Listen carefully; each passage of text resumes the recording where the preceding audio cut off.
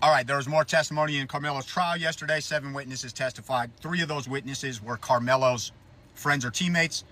There was one girl that testified that was in the tent adjacent to where the incident happened. And thankfully, we're getting a better understanding of what the fuck this was about, because it was not just some unoccupied tent that Karmelo randomly went under. There were 17 people approximately under that tent, about 12 girls, 5 guys. One of those guys was Edwin Parra, who Karmelo knew. Karmelo went, dapped him up, and was talking to him. Everybody said when he first showed up, everything was fine. All the reporting on this dude is a fucking joke, dude. They're talking about track culture in the tent, and, you know, that's kind of like a locker room. All right, well, check this out, dude. If my team doesn't have a tent and it's fucking raining outside and I know a buddy under one of those tents, bro, I'm going to go chop it up with him. So that's why he was there, and he had a right to be there. Can people ask him to leave? Yes. Does he have any duty to leave? No. And over 4 minutes, this built up. They kept asking him, hey, bro, you got to go. You got to go. So he clearly just was like, fuck you. You guys aren't bullying me out of this tent, bro. It's raining out and I'm chilling with Eddie. There's no issue. Okay? And there was multiple back and forth. But the 3 witnesses that are going to be Austin's friends are going to have confirmation bias because they do not stand from an uncontaminated baseline. Why? Because they automatically felt Karmelo should have just left. Could he have just left? Sure. But he didn't. And he said, fuck you. Okay? So at that point, one of the witnesses said, the girl that was adjacent to the tent said that Karmelo said, if you guys want to move me, you're going to have to do it yourselves. And then we have other information saying that he also warned him. Okay, so did he have a right to be at that tent? Yes. He has no duty to retreat, and he can stand his ground right there. He is in a position of self-defense. Okay? Now, his response to it, do I think it was proportional? No. No. Once you are warned, once Austin was warned, your culpability to the reaction to that increases while the person you are going towards, aggressing towards, decreases. That also speaks to proportionality. Are jurors going to understand this? Are his lawyers going to be able to lay it out properly? Probably not.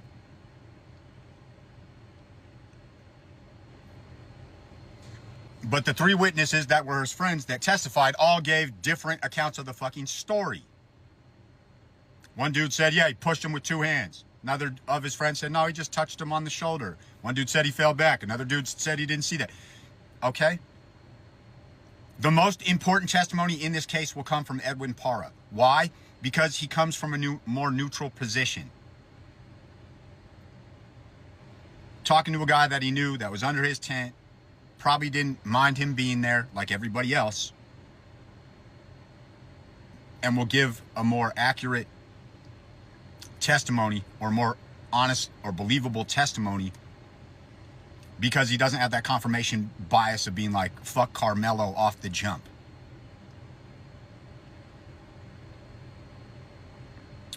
So the whole situation is just, this is how conflicts arise. Leave, fuck you, I'm not, do something, don't put your hands on me, I got a knife, I got a weapon.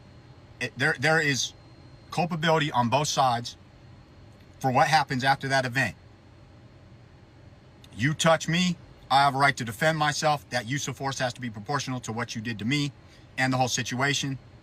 I don't think Karmelo's response was proportional, which is why I think he's going to get convicted of manslaughter. And that's what I think is going to happen. But the first witnesses, they asked him like, oh, they all were like, yeah, we think it was murder, which shouldn't be a question that should be allowed, bro, because the question of the law aspect belongs to the jury that's adequately advised on the law, not on some kid's interpretation of the law. But this is what we got, and you know, we'll see how more testimony comes out. But we know the situation. We know how it escalated. We know all the things. So, you know, now it goes to all the legal aspects and the jurors' understanding and the believability of all the witnesses and their decision. So, as more shit comes out, but I think the testimony of Edwin Parra is going to carry the day. Yeah, I'm going to change your mind on this. There's a reason we have statutes identifying who is adults and who are kids. It's the reason a kid cannot consent to any intimate relationships with an adult. It is no different in any aspect. And if you try to break it down like that, you are undermining the whole purpose of criminal statutes identifying kids as kids.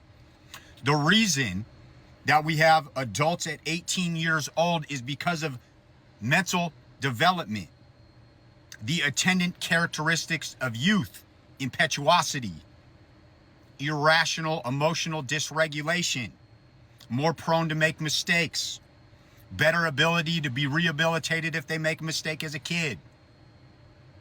That is the reason we have statutes.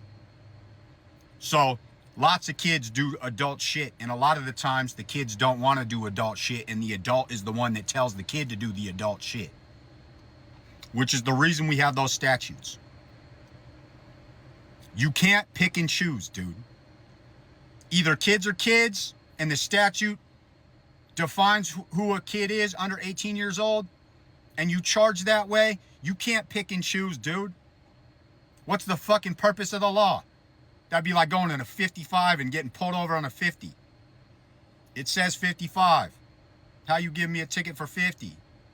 I'm just gonna change the law up. That's not how this shit's supposed to work, man.